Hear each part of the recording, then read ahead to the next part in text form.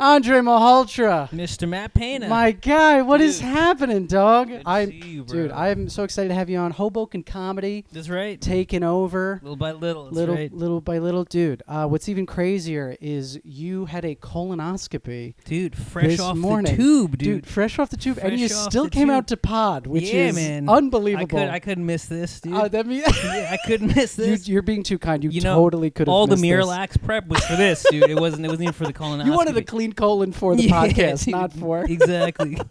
It's squeaky clean, dude. Dude, how'd it go? It was good? Yeah, it was like a precaution thing. Okay, gotcha. Dude, more people are like, I'm going to get a colonoscopy now. Like, more people our age are getting them. Yeah. Colonoscopies are in, dude. They're like really. I think, it's like a fad or something. I got bit by the bug, dude. Oh my God. So what made you get it? Was it like a recommendation by your doctor? Or? Yeah, not really. If anything, I'm just hearing all these like stats of people in the 30s that colon cancer is like skyrocketing. I've heard that, yeah. We're also like doing all these jobs on our tushes all the time, so like hemorrhoids through the roof, so like you can't really tell really which is which. Can we go back to jobs on our tushes? Yeah. What do you mean jobs like on our... we're all behind the laptops and we're just sitting the whole day. Oh, really? Dude, I thought you meant we were like shoving stuff up there. Yeah, I mean some people. Yes. Well, you know,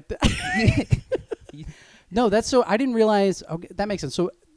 I'm so interested because I actually just went to my doctor. Yeah. And I had brought this up to him, and he's like, yeah, it's on the rise because people aren't getting enough fiber in their diet. And I have a theory. Okay. I think it's because Uber Eats is a thing, and you can get so much, like, bad food and processed food, like, at the click of a button. And you're not even walking to the place. The place. You're not doing anything. You're exercising less. Yeah. Dude, my cholesterol, ooh, boy. Dude, same. My LDL is, like, I think a 112, which in general is not bad, but for, like, our age is, like, you know. Oh, God. Dude. Yeah. All right, I'm going to tell you mine just because. What's yours at?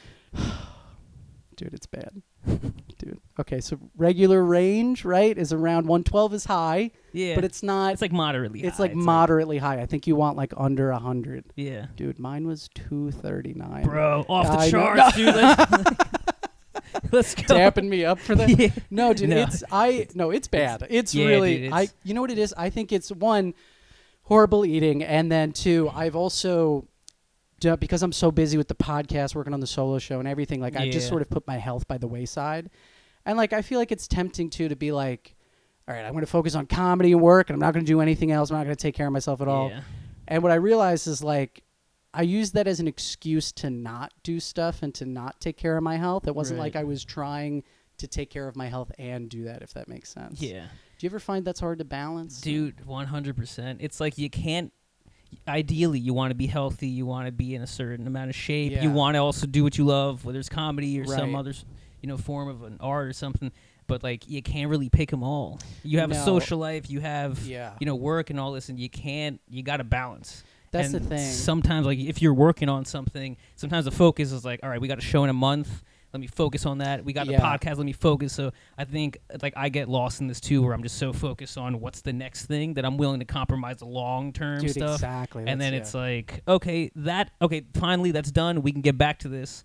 But then there's like another focus, another goal down the road. Right. So you end up, and it adds up, and time goes so quickly. A month turns into a couple more and all that. So next thing you know, we're having high cholesterol because because we're not even paying attention. So I'm trying to get better with that. Did you obviously didn't get the results back? Yeah, no. You did? Yeah. Clean bill of health? It's clean. Dude, little hemorrhoid from sitting, but that's kind of like expected. Listen, we've all got hemorrhoids. Yeah, you know dude. What I mean? That's, sometimes they pop up, but but no, other dude, than that's that, good. It was good. Yeah, dude, I didn't realize when I was like, because they put like the anesthesia and stuff. Yeah, and you're just kind of chilling there. I thought I dozed, and like when I woke up, I thought I just dozed, and like they were done. But here I dozed off, and then I hear them kind of talking about me as if they're about to operate. And I was about to be like, no, like, I'm not asleep yet. Like, don't do it yet. And then I realized, I'm like, oh, they already finished. Like, they're completely done. They're like, you can sit up and everything. But for a split second, I was like, guys, hold off. That's like, crazy. Yeah, so it felt quick. like instantaneous for you then. Very instantaneous, Dude, the closest thing, I've never had like surgery like that before, but the closest thing I've had is just like they gave me laughing gas to pull like my wisdom teeth. Same. And it's like I was like in and out for that one. I was like, because I felt them pulling around, and I remember going out. Yeah. Then I remember coming back in. Same deal. Kind of woke up in a room like, what is happening? Yeah. Dude, that is. Do you remember how like out of it you were when you came? back to I was, dude, I always have a fear, like, what am I going to say? That was my fear, too. Dude, there was, like, a fear of, like, okay, if they find, I'm not expecting them to find something, but obviously that's in the back of your mind. Yeah. But my main fear was, you're like, find something, please. I'm like, am I going to say some dumb shit? Am I going to wake up with wood? Yeah, right. I was like, please, not those two. It's like, we went up there. Your body seemed to really like it. It's like, right. you find out something about yourself.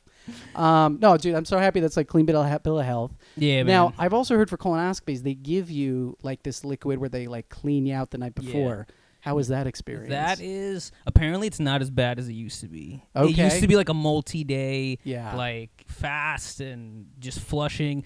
I looked at the instructions, and it was just like, I think 4 p.m. You have to mix like the formula the night or the morning before. I call it like colonoscopy eve. That's sure. like I'm referring to it. And so 4 p.m. Santa comes up your chimney. Yeah, right. That's good.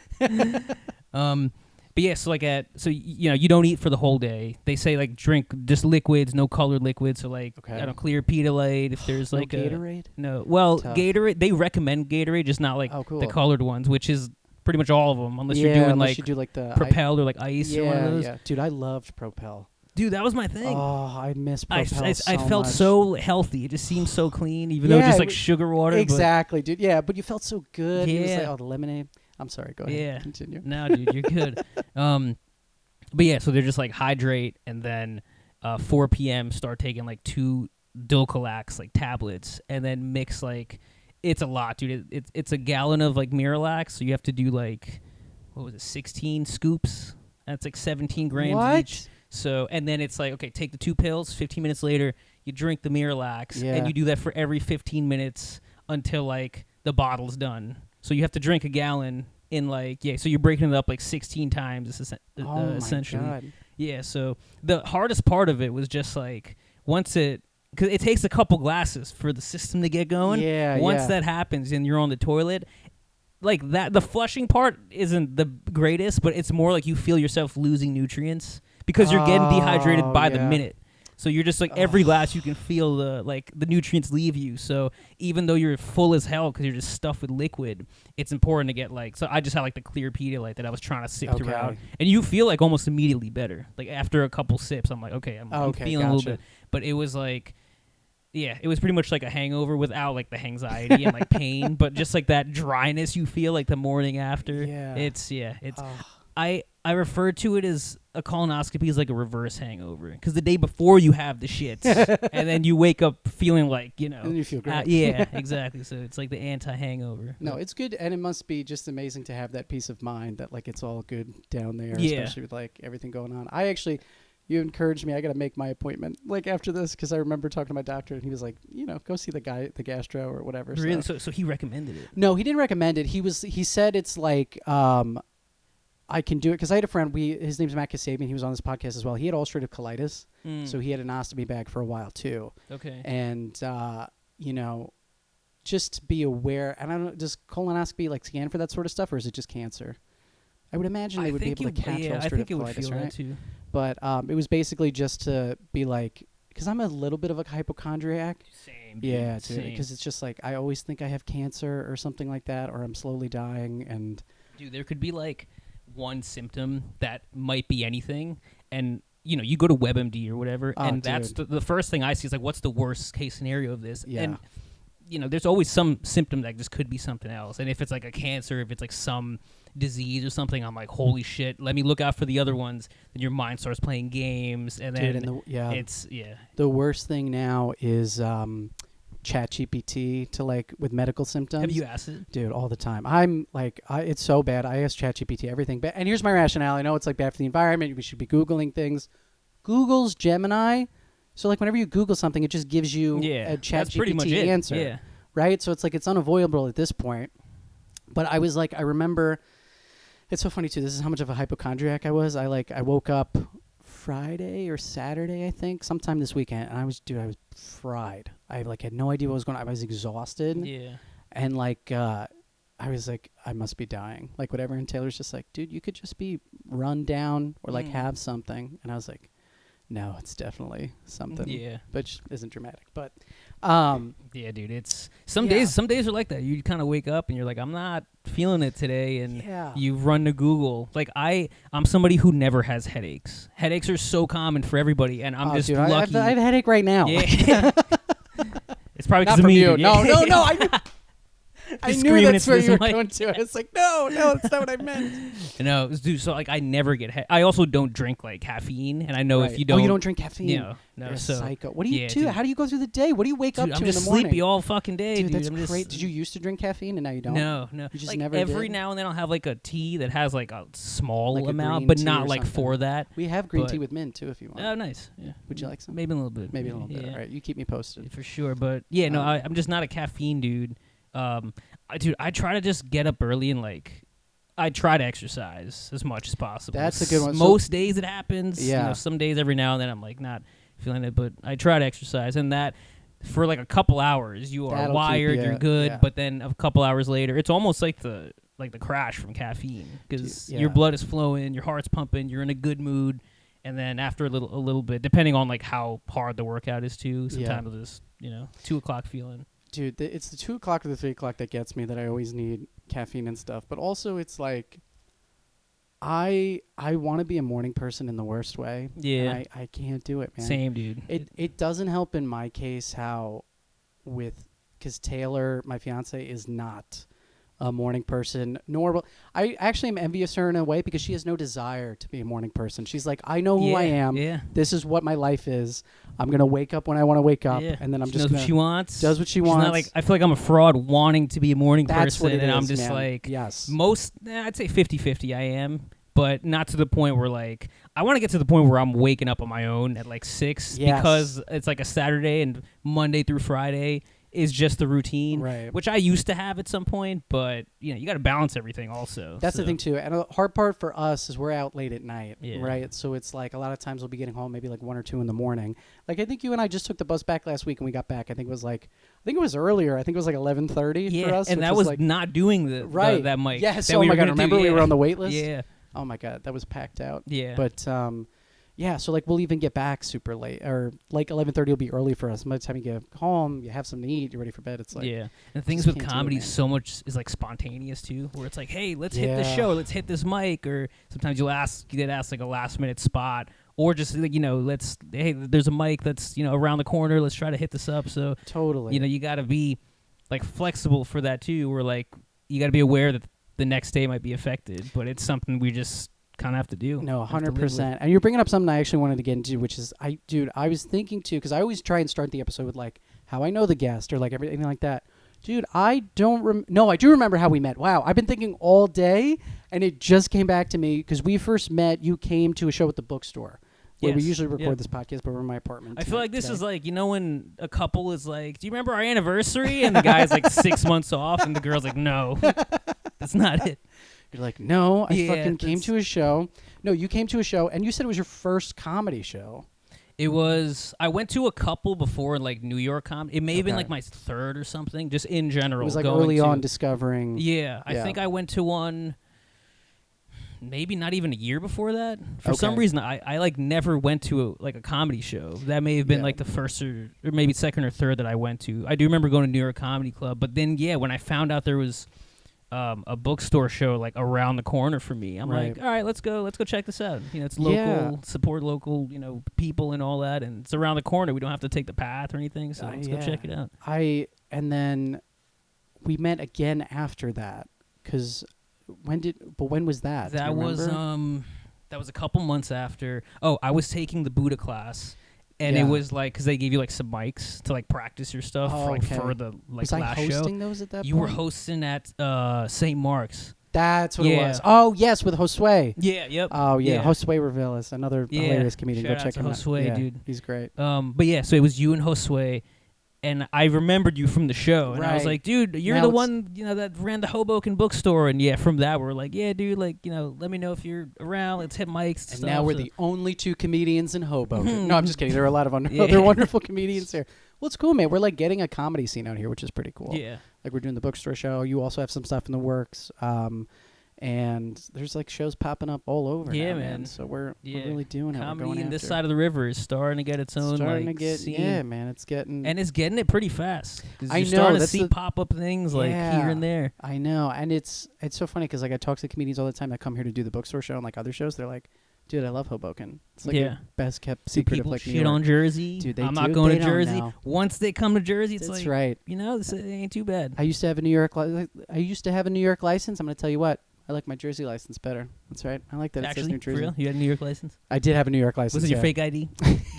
No, my fake ID was from Pennsylvania. You remember what town? You remember your address for your fake ID? Oh, no, dude. I'm trying to... that's exactly where my mind went to. I don't remember my address. I remember it was from Pennsylvania. And I remember I got it from... I had placed an order with a friend of a girl I dated in college. We broke up. But I still was getting fake IDs for me and my friend. Nice. So I had to go to her. Still the guy. Yeah, still the guy. So I was like, hey, I know we broke up, but got to get the fake ID. So I showed up in her like suite area, which is like where the dorms were. And it was just dead silent. All of her girlfriends were staring at me because they hated me. And they were like, all right, here's You're like, what the hell could you want? Yeah, exactly. You got some balls showing up here. Sorry, I just want to get all this illegal documentation. I gave her the cash and she gave me this manila envelope and then I walked out. That wasn't very interesting, but where was your fake ID from? Dude, mine was, this was funny. It was from Hartford, Connecticut. I don't remember the address or anything. I remember looking up on Google Maps, like just putting random addresses to see if this is an actual address just to like have something. And I was like, okay. And it was like off some parkway or some stuff, but it was an actual address. Okay. And it could have been a business, could have been a home. I have no idea. But it was Hartford, Connecticut. And I remember maybe within a year... maybe within 6 months, whatever, my friend ended up moving to Hartford for an internship that summer. Yeah. So I ended up hanging out with him. We went to like a Lil Wayne concert, and I remember using the fake ID there. And I'm like, oh. In the same state? In the same state, like a moron. And I'm like, this is so ballsy, I can't do this. But I was hammered, so I was like, fuck it. What's the worst that could happen? And like for the first 2 people, it worked. So I'm like, this thing is foolproof, bulletproof. I'm getting past everybody. So it worked for like the first 2-3 people. Then it was we were at a Lil Wayne concert, and for like the younger folks selling beer, either they didn't give a shit or they couldn't tell. And there was like one elder lady that was like, "Sir, no, either you can get this back, but it's gonna be with the police, or you're just gonna have to surrender it." And at first, I'm like, "It's real. How am I gonna drive back?" Hammered. I'm like, "How am I gonna drive?" How am I gonna drive? Yeah, back? like a genius. As you're hammered. Yeah. And she's like, "Sir, And she could have really screwed me over, but she was nice about it. So, I feel like I got it taken away in the state and city that I supposedly lived in. That's crazy. I'm glad it worked for you. Do you remember? Did it scan? I think it did. I think mine did too. That was a big thing. I remember it was like, did it scan? Yeah. And I have no idea what scan means to verify it or whatever. That's nuts. ID Chief, man. ID Chief, man. That's the website? Yeah. What was yours? Dude, they got it from like some foreign country. Like it was in Asia. I don't remember the name of the country, but it was just like I remember they were like, "This is gonna take 5 weeks." It was like the Sheen of ID cards. Exactly. I was like, 5 weeks. I got to drink now. Yeah. Which is actually a great segue. Which might have been the greatest segue ever into a low point for a podcast. Which is Andre, you texted me before, and you sent me a list of topics we could talk about. And one thing that stood out to me was you wanted to talk a little bit about your relationship with alcohol. Booze, man. With booze. Is that your vice? I don't think so. Because you said it's not like you said you wouldn't identify as like an alcoholic, right? No, it wasn't. I wasn't due to like go home and crack one open and just watch a game or anything. If anything, I hated drinking at home. It was mainly to like socialize. Gotcha. I just love socializing. Just going out, friends, Zog.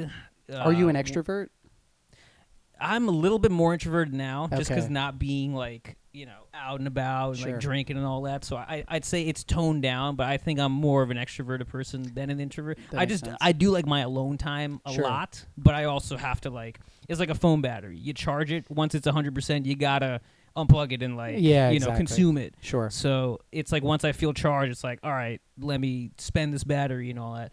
But I was definitely more extroverted then, and I haven't drank in about like maybe 8 months or so. Okay. 8-9 months. Just now, are you like? Was that what happened 8 months ago that made you be like, I'm gonna stop drinking? Was it like a big thing, or was it just like, let me see? Because I know some people that go sober and they're just like, I kind of wish it was like an epic thing. I tried to do sober October. Okay. And I botched it. Not horribly. Sure. I drank maybe a couple times during sober October, and I was like, all right, that was botched. Let me try November. And I did it in November. And then I was like, all right, November is like, Thanksgiving holiday. That's a big drink holiday. TGE, Thanksgiving Eve, that's a big drink holiday. You went through all that, fine. I guess some parties or whatever. And then I was like, all right, let me just close the year because it's just like another month. Sure. So let me do that. So and then dry January is the easiest because everybody's doing it. Right, nobody's out. So drinking, at that point, it was 3 months in. And then I'm like, you know what? We're already 3 months, 90 days. That was easier than I originally thought. Let me just keep going. So that's kind of it. I also did take a break from, this was in 22. I remember the date. It was 11/11/22. Make a wish. Yeah, right. Sorry. And then so stupid. And then it was till my 30th birthday, which was March 12th. Okay. So this was 2023. So that was 120 days of no booze. So that's your longest record. Yeah, well, up until that point, yeah. Up until now that it's point. like that was 4 months. Now Gotcha. It's like I think 8 or 9 months, whatever it is. Horrendous ability to not do math, which sounds like 120 days. What is that? 11 years. Yeah, right. It's a math. Exactly. Yeah. Oh my God. Nobody wants math. Nobody wants that. Yeah, but it was But the thing with that is that it was like, okay, from this day to this day, we're just gonna take a break. Sure. It was like, okay, at the end of that, back to normal. Are you gonna cut down a little bit? Yeah, that's the game plan. Yeah. But it was like, this is from day 1 to day 120, and that's just like the game plan. But there was like a finish line of like, okay, it's until this time I can go back to doing dumb shit again.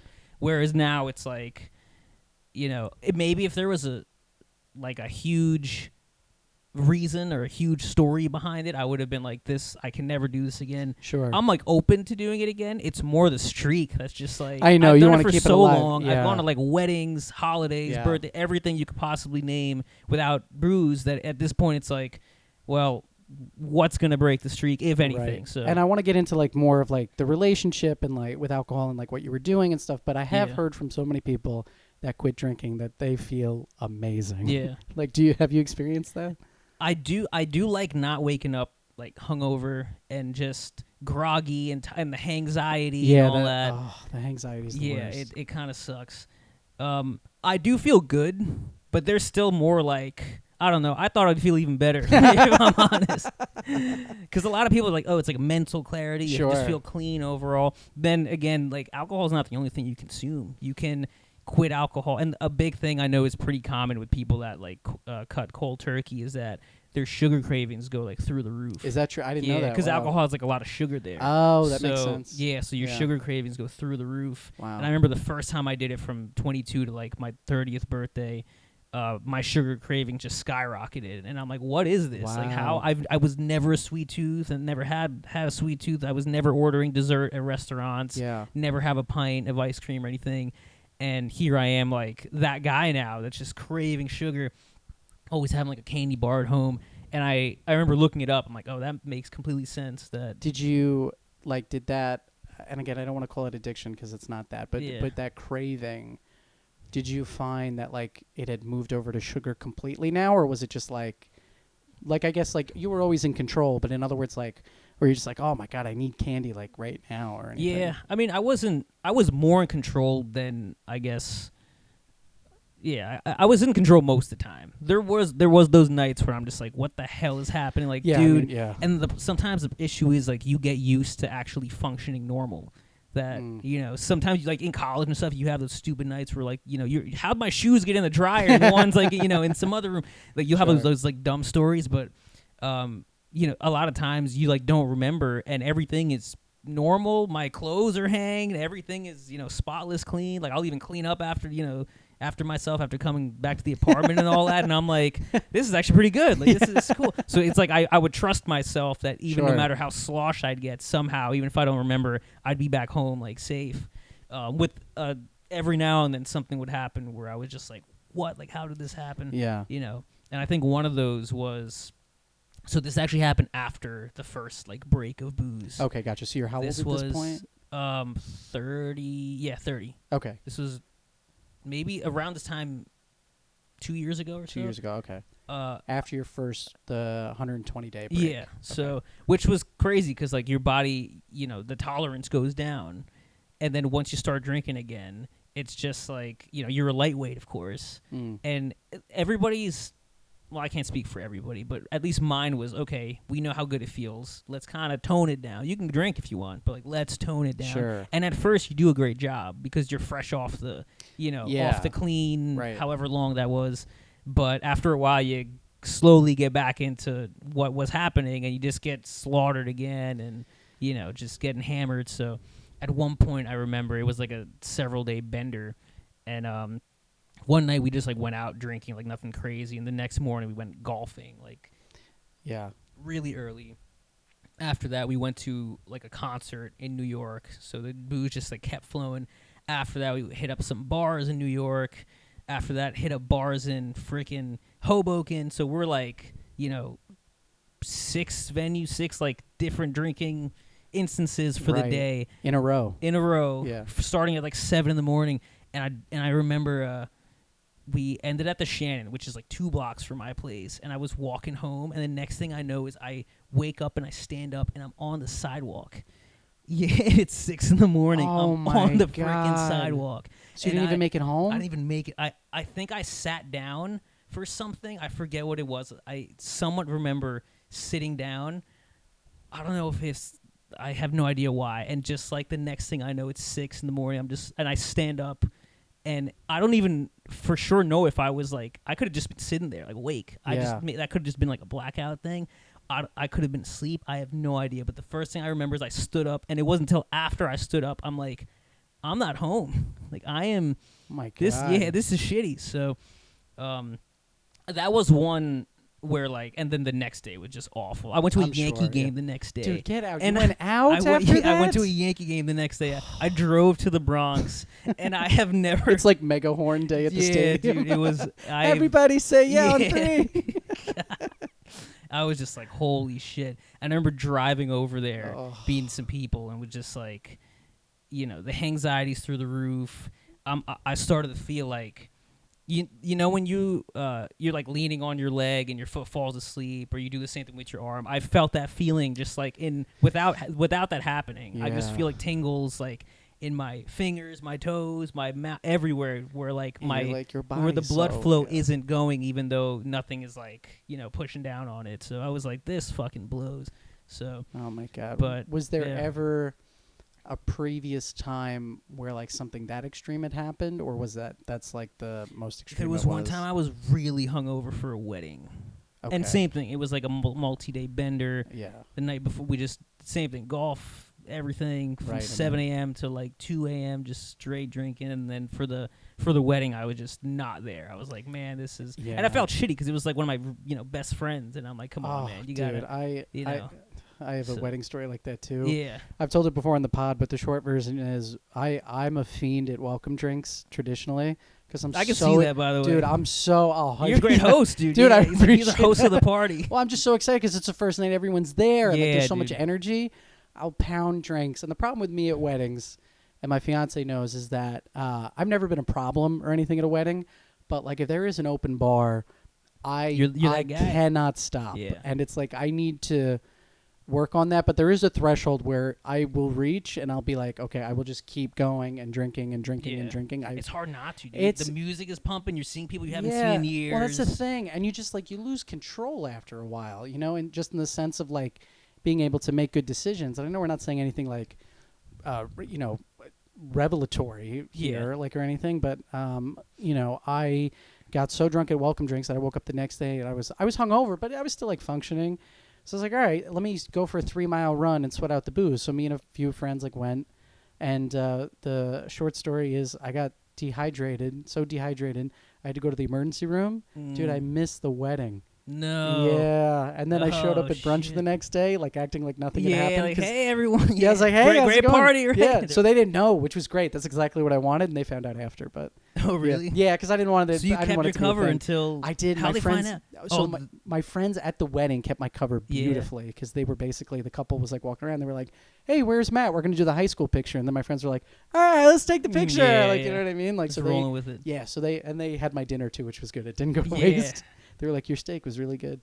They're good friends, dude. They get covered great for friends. And so the next day I showed up at brunch, and they were like, because, the couple's so busy, they don't notice anything. So it was just like, I was like, hey, guys, this is a great party. They were like, thanks for coming and everything. And then my friend, one of my good friends texted me while he was on his honeymoon. He's like, are you okay? I just heard. I was like, dude, you're on your honeymoon. I'm fine. Go ahead and do your thing. Dude, but that's wild. It's crazy, man. But I want to go back. So, like, when did you start drinking, Andre? Because I think a lot of people have this relationship, myself included. Maybe I'm speculating or projecting or whatever, but I think a lot of people have this relationship with alcohol where it's not necessarily an addiction, right? But in the cases of like you or me, like we really like to party sometimes, and I don't drink as much as I did, but there was a time where like I would go out and I would black out, and it wasn't something that I had to do every night. But when I did, I would just binge, and I would do crazy stuff. So like, because for me, that happened in college a lot. Was that the same for you, or? Yeah, I think college was when just parties left and right. Yeah. Someone's got a fake, or people that have real IDs and all that. And it's so ingrained at the culture there that it's like hard not to partake, because then you feel like you're not. You feel like if you don't drink, then you're missing out on a social life. Right. So it's very like indoctrinating in that way. For sure. And it's like now if you don't drink, it's more of like not just a trend, but like especially at our age, people are like kind of either you cut back a little bit or you take a break, whatever. But in college, especially when we went to college, that was like, well, you're not coming out, you're not drinking. Like, dude, that was the thing. And it's a thing with guys too. And I don't know if you felt the beer bongs and all that. Oh, dude, the beer bongs are fun. Did you ever do? What is it? It's a shot. You take a hit of a bong or a rip of a bong. No. You shotgun a beer and then you let the bong rip up. I did that once and I threw up. Oh yeah. Wait, what is it? It's a shot. It was shotgun a beer. It was a shot. You take a hit of a joint. Okay. You shotgun a beer and then you let the joint out. I think I did that once and it was horrible. But for my 21st birthday, dude, like I lived with guys that like to party so much that they were like, let's do 21 shots for your 21st birthday. And I didn't do 21 shots, but it's like I did a lot. Yeah. My 21st birthday, dude, my 21st birthday was like awesome, but it sucked at the same time. Because I remember I was like, all right, we're going to do something big for my 21st birthday. And I had, I was like, all right, I'm going to invite everybody I know on campus. And I was involved in a lot of different groups. I had my improv group friends, tour guiding friends, like, friends, like that kind of thing. Eagle Scout friends. Hell yeah. If you know, you know. And, but I was like, all right, everybody get here 9 o'clock. And it's like 8:55. No one's there. And my housemates are like, dude, nobody's coming. Then it's like 9:05, 9:10. It's like a few people trickling, like my close friends. And they're like, dude, nobody's coming. No. Dude, 9:20, 9:25, still nobody. 9:30, like literally within a span of 5 minutes, my apartment is wall to wall packed with You're people. About to throw in the towel. Dude, like, I was ready. Dude. I was like, nobody's going to show up. My it was friends are flakes. They suck. Dude, not even exaggerating, not trying to boost my own horn, but it was like 60 people in my apartment. It's a great time. Dude, I got so drunk. I went into the other room with my girlfriend at the time, and I was like, dude, I started crying, and I was like, it's like one of those, and I was like, I just don't think you like me for me, and that it was like that one of those kind of nights. One like the beer tears nights. Yeah, the beer tears. Oh, dude, get them so much, and then and on then the 21st. On the 21st birthday, and people are chanting, "Where's Matt?" And you're in the room I'm in the over room crying. They went out without me. Did they really? Yeah, oh, dude. Shit. Yeah, I didn't even get to go out because I was like, I don't even want to go out anymore. I just want to hang out. And then Buzzkill guys, you guys have fun. I was like, you guys go, and then we did break up, so it's. I'm very happy now. But it wasn't that night, was it? No. It was very prolonged. It was a prolonged 2 or 3 years later. Okay. It was one of those. Was your 21st birthday fun? I like how we're just like talking about how alcohol is. Like, I know, right? Like, we're like, it's not but we good. had so many good times. I'm on a health kick, but like, do you remember remember in college, dude? 21st birthday. I remember the day of was like it was during spring break, but it was like a weekday, and I didn't like. When was it? My senior year. I turned 21 in junior year. 22, I remember going to like Miami and stuff, but 21, I didn't really do anything big. I remember for like the weekend of my birthday, I think we just went to like the local bar or something. It wasn't anything like crazy. Although in my mind, I wanted some epic like night out, something crazy. But yeah, I think we just ended up going like to the like local bar in Philly where I went to school. Totally, and I think like we like bring alcohol up like as a low point. Yeah, we are talking about these like times and whatever that like we've been drinking and stuff, but. Did you ever associate like drinking with, and again, I'm not trying to project or anything, but like, did you ever associate drinking with like sadness or anything? Were you trying to fill a void with alcohol? Like, is that why you identify it as a low point? No, I think it's. You're like, nah, man, it was awesome. No. Honestly, maybe it's very, I don't know, but it was just like I tend to have like an addictive personality. So I get into something that I like, and that's all I want to do until like the next thing. Sure. And so even if it's like, it wasn't even so much the booze as it was like the socialize. Like living in Hoboken, there's a bar across the street from where I live. Like just the culture of Hoboken is very like go out, drinks. Especially downtown where you live. Exactly. Sorry, not to. No. We're gonna post the address in the show notes. We got a little sponsorship going on with some bars here. No, just like being in Hoboken is just so centered like around alcohol. Yeah. That it's like I moved here in 2021 and there's a bar across the street from me downtown by the path. Like pretty much from my place to the path, it's just bars on every corner. Sure. And it's just fun. You grab and Hoboken, it's like, a lot of people aren't settled down. So like, when you're in your 30s, you got to hit your friends up a month in advance to make some plan. In Hoboken, dude, what are you doing for dinner? You want to grab some drinks at this place? So it could be just a very spontaneous like hang that ends up going for like, we'll grab a cold one, and next thing you know, it's 2 a.m. and it's a weeknight and you're just plastered. So I think it's more the like addictive personality part of me that I was like, oh, this is fun. Socializing part is fun. That ended up kind of making it more than what it I guess should have been. Sure. But and like now I haven't it's been a while, but I am probably like a little less social, but still want to go out, like still want to just. And not necessarily out like party, but just like just go out and like watch a game elsewhere than like my place, or like or just doing comedy. It just makes me want to like do that more, seeing other people and just kind of being in an environment. And I guess the cool part is comedy is such a like drink central place at a bar and stuff. So. Yeah, I was gonna say too. It's like comedy, like it's still so accessible. Alcohol, but I mean it's like good to hear at least that. I don't know. It sounds like, the low point is more about your like getting addicted to things rather than like the alcohol itself, if that makes sense. Like, were there any other examples of like something that you've had like an addictive personality to? At one point it was like exercising. Yeah, too. I get that. I lived in California for like 3 years. And there was one like local gym that I went to, great community and all that. Mm-hmm. Ended up becoming friends with them, and like I would essentially DJ for them once a month. They'd have like a DJ themed workout, or like they'd have like a party, and they would just give me like membership for that. And it was like a pretty expensive gym. It was kind of like the closest to comparison is like an Orange Theory. It was like an Orange Theory on roids. Sure. Like very very nice facility and all that. If you walked in there, it was like there was like graffiti and stuff, but that was like the design of the place, so it kind of had like an old school like 90s like hip hop type vibe, but it was such a dope like workout room. And then they would even throw like, and it was a good community, so they throw like their parties and all that.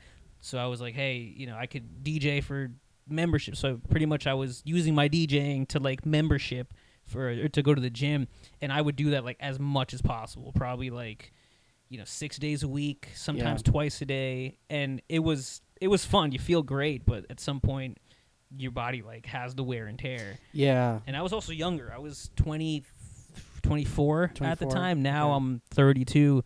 And, I also have like a gym that I go to here where it's, good community, same thing. Like they'll have block parties all, DJ for them and all that stuff. And it's just fun. Like, I could never go by myself to the gym, put headphones on, and do my own workout. It's more just like the environment where I'm at. So whether it's like a social environment, people drinking and having fun, or I'm hitting a bag at the gym, or I'm on a treadmill trying to go as fast as I can or whatever, it's kind of like the environment and like community that ends up being like, it's like a sense of belonging, I guess. Yeah. But it's also like a tendency to like get carried away too, because there is such thing as overtraining. There is such thing as over drinking and all this. One thing that stands out is just listening. It's like there's so much of like a socialization aspect to what you're talking about, whether it's the alcohol or the exercise.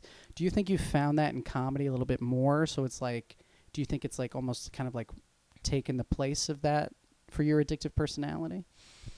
I think more so like the writing part of it. Oh, that's interesting. Yeah. Okay. Like, I'm pretty social when it comes to comedy, but I'm usually like not hanging out at the bar afterwards, or every now and then, hey, let's grab a bite, or something for a little bit. But overall, that is very important too. The hang, as we all know. Yeah, the hang is vital. Yeah, for sure. If anyone's trying to get into comedy, the hang is exactly 45%. Right. But the connections and all. But it's also just like the just the writing part of it. It's just, how do I make this better? Or I'm so in love with this bit and it sucks, and this bit that I'm not too in love with that is doing better for whatever reason that I didn't even think was that great. So how do I make the one that I like better? So it's a lot of just like tweaking and writing and rewriting and all that. And sometimes there's a clear goal where it's like, okay, I want to get from A to B. I want to punch up this joke. I want to find another tag or a punchline. And sometimes it's just like a spiral of, I'm starting to write about one topic, I end up on 4 other topics. So sometimes you get carried away, but I think a lot of that shift in like the addictive personality has maybe gone into like just getting comedy better, just like writing. Which can also be unhealthy to an extent if that's all you're doing. I mean, you can put that in any, anything. It's funny because like I feel like if you talk to a lot of comedians, there is something addictive about it that I think a lot of them will talk about. And in the same way, right? I've had a lot of, I want to be careful with the way we're using addiction, but I think in the context of what we're saying, I think it's okay. But like being addicted to exercise, like you had said, I was in the same way. But more so like I was out of insecurity about like how my body looked and stuff like that. So I used to go all the time and stuff like that. The biggest vice, truthfully, I have now is weed is like huge for me right now. Yeah. But it's really just like a way to relax. But I do notice a lot of similar things to what we're talking about, where it's like, just to, how do I want to say this? Just in the sense that like, it's become like a ritual for me, if that makes sense. Like in the same way the exercise did, in the same way that comedy does. Is it the primary reason to relax, or it's also to kind of like, hey, let's get some ideas stirring? Dude, it's funny. It's like sometimes, I won't lie to you, sometimes I do like to, because it helps me step out of myself, especially with the solo show work, because a lot of it, and I'm excited to like, and tell people all about it and what's coming up in the next few months. But basically, it's like it does help to like help me step outside of myself, in that I can use it to take that step back that I need at the material and think, okay, what is the big picture here what is Matt, the character in this show? Yeah. What is he going through? Which is sometimes difficult, like when you're in it, if that makes sense. But the downside to that, as well, it's helpful in that sense. I will use it as an excuse sometimes on nights where I know I probably should take a break, could take a break. Yeah. I don't, because I know that it's like, well, I'm really creative when I do nowadays. I drink nowadays instead of like smoking. But I'm like, if I have some, I'm going to be really good. But, I do notice that it leads to like a lot of like brain fog and stuff like that. Right. I'm not always, super sharp days after I do it. So it's, but again, it's very interesting that we're having this conversation, because again, it's like, it's definitely different than the addiction that people struggle with. And I don't want to say that what we're talking about is comparable to that, but there is something to like There is a commonality between all of them. And just like there is something with that lesser extent that we're talking about that I think a lot of people experience, whether it be alcohol, weed, or exercise. Yeah, exactly. I mean, there's an activity that could be way more harmful than others, but at the same, it's the same kind of mentality towards it. Yeah, exactly. And I think it's really like it's a mental dependence rather than like a physical one. Yeah. If we're, But were you ever like weed or anything like that? Did you ever smoke? More, I guess, so in college recently, probably like an edible every now and then. All right, and which I'd rather smoke than like an edible because like it just gets out of your system quicker. And, I know it's a good like couple hours or something. Whereas like, dude, the edible, I remember getting some in Denver like a while ago, and they were expired by the time I took them. They just sat like in my place for, and I had one, and dude, the whole day I was completely geeked. And I'm like, when is? I was like, when is this gonna end? And it just kept. And you know how they say like you sleep better? I couldn't even sleep at that point. I was just so, like, we were talking about you being like hypochondriac, but like I'm so paranoid when it comes to that. And sometimes you can like control it. It's fun. It's a good time. You can watch TV, a movie, sports, whatever, and it's just like it relaxes you. And sometimes I'm just like, the movie that's showing is like, what's the hidden message behind this? It's symbolic of this. Am I really? It's it can lead you to like a huge downward spiral. Dude, and this is like, I don't know. We might look back at this later and be like, oh my god, what the fuck was he going through? But like, I was at an airport one time, or no, I'm sorry. I think it was I was at a bar and I saw someone I kind of knew from work. And I was like, oh, my God, is he following me while I was high? And I was like, oh, no, that's the paranoia. I was like, all right, we got to stop for a little bit. Yeah. We got to – no, but so, like, I think this gets into, like, what I want to talk about next, which is, like, what is that mechanism for change that, like, you picked up on? Because it wasn't an event, right? This isn't a story of I blacked out, I woke up in the street, and, like, I stopped using alcohol, like, right after that, right? Yeah. It's like – what do you think changed in you that made you want to maybe just take your foot off the gas? I think just seeing how harmful it is, because you see like the studies that like the cancer cause. I just had a colonoscopy because me thinking, it's better to be safe than sorry, checking it. So, and also just like liver health in general. Sure. Like I've heard many stories about people getting cirrhosis at like an early age and liver failure at like an early age. So I was like, before that happens, like, let me at least strengthen it to, what it could be and make sure my organs are being treated, treat the body right in general. But I think just reading a lot of, studies and all that how detrimental it can be, which I guess it's easier nowadays because you have the studies, you have more people. Like Gen Z isn't really drinking as much. A lot of people that are known to drink aren't really drinking as celebrities, all this. A lot of them, are kind of off booze or what made them famous for partying and, all that. Some of them have different stories of like detrimental routes and all that. Sure. Some of them are just like, hey, I want to take care of my body better. And it's also just like, getting older, you're going to have to emphasize more of the health on your body. So, dude, that's a big thing too, is like, I realized with like this most recent doctor visit, it's like, cause I'm 29. I know I'm not like, we're not super old, right? We're still relatively We're young. to the point where like, we've been kids our whole lives. Yes. So once you start seeing a little change, even if it's not huge, it's like, once you start seeing a little bit, you're like, dude, this wasn't me 2 years ago. Yeah. So now it's not a huge change, but it's the biggest change we know up until this point. Totally. So it kind of makes you rethink some things. And this is really also the first time in my life where I used to always, and again, and I'm sure you can relate, I always exercised, I always did everything, but this is the first time that I've took like a relatively long break from it. Mm-hmm. And it was a wake-up call to be like, oh, no, I need to learn how to take care of myself in a different way, if that makes sense. Yeah. Like I need to be cognizant about all the foods I'm putting in my body and things like that.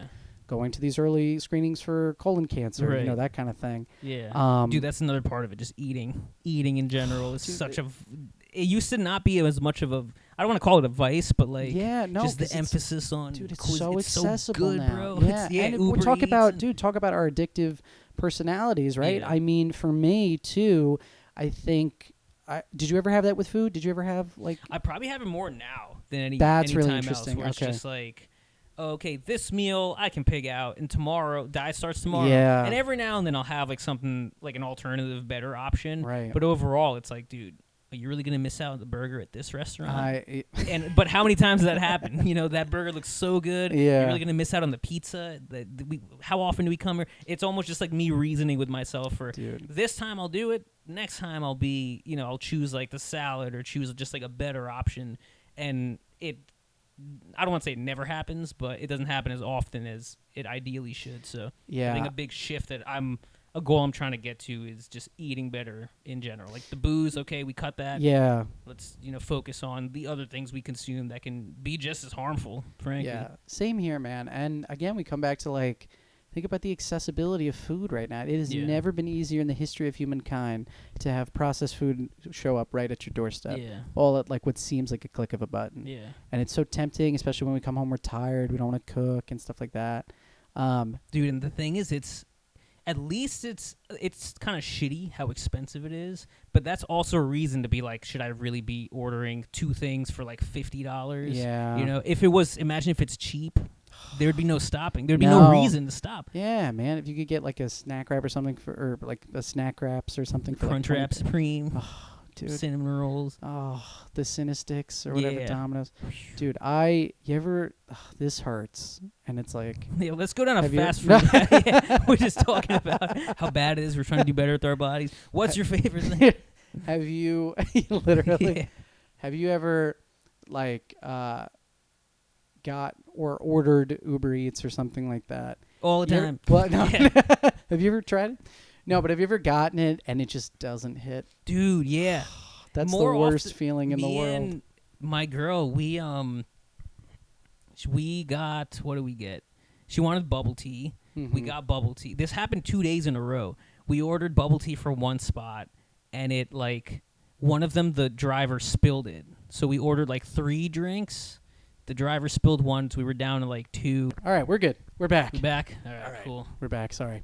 I'll cut all that out, so we're good. You're talking about bubble tea, driver spilled. Oh, yeah, so... so day 1, we ordered from this place that she's been wanting to order before. She moved to Providence, so she had like a Jersey, New York like bucket list, so she wanted to get some food from one spot. It was like the week of packing, so we weren't like available to go to all these spots. We're like, all right, we'll order some Uber Eats. And we ordered from one place, and it was like okay, but it was just like the way it was handled was like, kind of spilled and all that, and it was just so the food was all right. It wasn't worth like the price, but I think the tipping point was more of it. The drink was like halfway spilled. And it got into like the bag of food, so now that was like leaky and all that. So it was just like a shitty experience. And then the next day, we ended up getting bubble tea. We got 3 cups of bubble tea, and the driver just like, I think he made it with it on the bike ride, and he told me he was like at the lobby of the apartment at like the concierge. He just like spilled or dropped it or something. He like had a photo and everything. I'm like, dude, you made the trip. Guy. It was right at the end. Yeah. So, and the guy, I kind of felt sorry for him. He would just like, please don't report me. Don't do it. And I'm like, all right, if I'll get like a refund. I'll say something happened. So like we'll be all right. But it was just 2 times in a row, and I've had it happen like every now and then. But those 2 days in a row, I'm like, fuck Uber Eats. Like I'm not. I know. This is what I get for being lazy and all. Well, this. and like in the case where it's not like it's not the delivery fault or something like that. When it's just like the quality of the food, man. You just like you're sitting there eating crappy food, and you're just like, this is so expensive, and it's so not doing anything right now. But like going back to like the addictive side of it, right? There is. I don't know if you felt this way, but like there are some nights, especially like being overweight now, like I would binge and I would just like feel this need to binge on food. Yeah. And in the same way that like it was flipped when I was like exercising all the time. Yeah. So it's just something to... Yeah, especially late nights when like... Because you don't have a plan of like what you're eating. A lot of it is just on the whim. All right, this place that I'm doing a mic at or a show has food. Let me just grab a bite here. Right. All right, I don't want to, eat at like 5, but like not eat until, for the rest of the night. Let me grab something later. And then I'm having that slice that I shouldn't have, which turns into 2 slices or whatever. Yeah. So, dude, pizza, man. Pizza's pizza's a tough one, especially dollar slices and stuff in New York. New York is not that those are like the quality slices to get, but yeah. Well, or even here, dude, Tony Baloney's. Tony Baloney's is so good. And dude, it's, and we can end on this because we always try and end on like what what would you say to someone who's going through something similar? And this is interesting because I think we might both we could do it like together, because I think we both share that addictive personality thing. Mm-hmm. So I guess, like, Andre, what would you say to someone who's like maybe just realized that they also have those qualities in themselves for like an addictive personality? I'm still trying to answer that myself. Yeah, I know. That's the thing. I think the least harmful thing is find something that you can focus that all on, that it's like you can focus like a creative aspect. But at the end of the day, it's like having an addictive personality is like, I feel like deep down there's something that might necessarily need to be corrected, but that there's something that you can probably unfold from that and be like, okay, why am I like this in general? Totally. No matter what, even if it's like a healthy thing you're doing, because you can overdo anything. Yeah, that's a really good point. But yeah, I think it's like, why do I have this? What is kind of behind all of it? And then, it's not going to happen overnight, but at least if I'm going to do something, find something that I'm, habitually like passionate about, that I can put all that, if I can't shake it, I can put all that, into something and make it like a positive. Well, and I really want to focus in on something you said, which is that even if it's a healthy addiction like exercise, it still may be unhealthy deep down. And this is what we're going to circle all the way back to talking about colon health. It's a callback. It's a callback, baby. But talking about, like, I was obsessed at one point because I was in great shape in college. I gained a bunch of weight during the pandemic, and then over a year, I was like, I'm going to get back to my college weight. Yeah. So it was like I gained and lost like over 50 pounds in like a 2 or 3 year span. And I remember I was trying out diets, and I talked about this on Kelly Taylor's I Feel Fat Today podcast, which is a great episode. You can check it out. I talked about how I tried the keto diet. Have you ever tried that one? I haven't tried. Okay, no. You shouldn't, because no fiber in that diet, or very little. No fiber. Yeah, okay. Unless you're like not taking care of yourself or finding a specific way to do it where you are. I know very few people who've done keto that do. Dude, I was like, not to be crude or whatever, I was like shitting blood, because it was like I was not putting the right things into my body. But whatever. But I was like obsessed because I was still losing weight. Right. But I didn't realize it was not because of the keto diet. It was because I was just eating less calories. Yeah. Because I was leaving out all carbs. Yeah. Dude, everybody's body's so different too. That's the thing. Somebody can go on like the plant-based and excel for a while, and at some point it's like, you need nutrients, or but somebody could be for the rest of their lives on a plant-based and thrive, and somebody could do carnivore, and that's the diet that works for them. Yeah. And, cut out carbs, cut out whatever it is. I think everybody's gonna find like what works for them, which I'm still, it's a trial and error thing, I guess.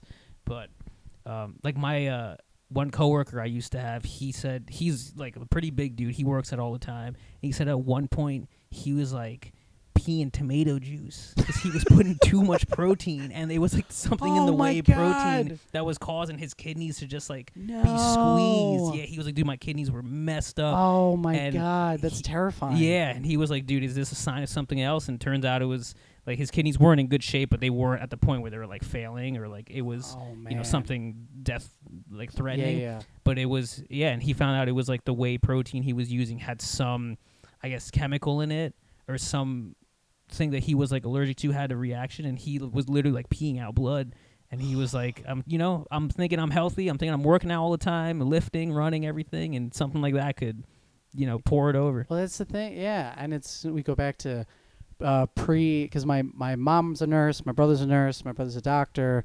Like, it's preventive care is so important, no matter how well you take care of yourself. Like, it's like you just have to be, because a lot of these things you can address if they're found early. Right. Is the thing. And you can get addicted to that too. Dude, you know what I mean? Yeah. You can get addicted to thinking you're a hypochondriac and that you're always sick. Exactly, yeah. It's everywhere, man. My We're doctor all just was telling addicted to stuff. He was telling me that. He was like, dude, I used to be a germaphobe and hypochondriac. Now he's like, it's caused so much anxiety. Yeah. It's not that I don't care. It's that like I know it can, even if I'm still worried about it, that's detrimental to your health too. Being stressed and having anxiety, and like I'm dating a doctor too. Aisha's a doctor, so she's Humble like brag. she's way more so she's way more like knowledgeable about these things than I am.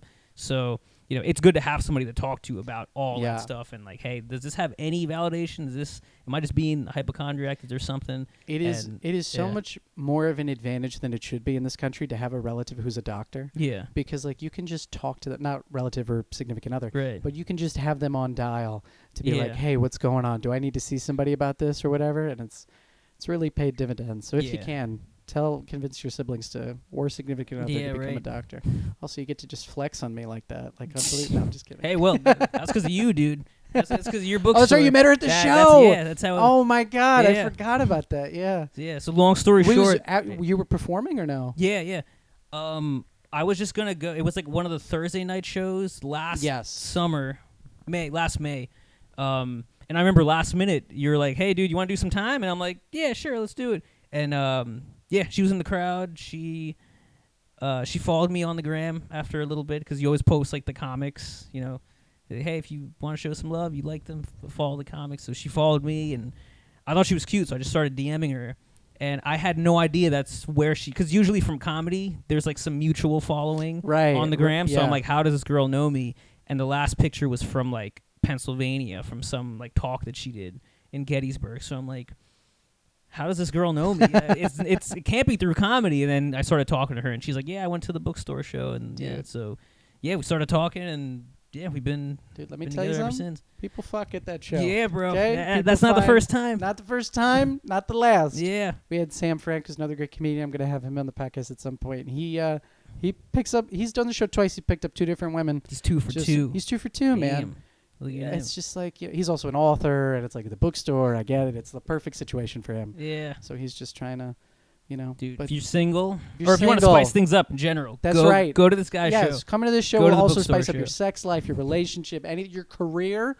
It'll do everything and all that for you, and it's only $15 and BYOB. Shout out to Symposia. That's right. Going on 2.5 years. And you're surrounded by books, so you do feel pretty intelligent. Books, you know? Man. All that stuff. You know Osmosis back in school? It's like a comedy show with osmosis. You're just surrounded by books. I love you. Andre Malhotra, tell the people where they can find you. Bro, Swanky Panky on Instagram. Great Instagram handle. That's right. Matt, thank you for having me, man. Dude, you're the man. I'm so grateful for our friendship, dude. Absolutely, dude. So grateful for you. Hilarious comedian. Dude, you're the man. And dude, I'm so excited to finally get to have this guy's a big reason why I'm still in comedy, with Symposia and all that. We're going to cut that. We're going to cut all that out. So it's okay. He's just talking to nobody. Dude, thank you so much. Appreciate it, man. Of course, man. And here's to hoping we left you a little higher. Later. We did it. We did it, dude. Hell that was yeah. Fucking quick.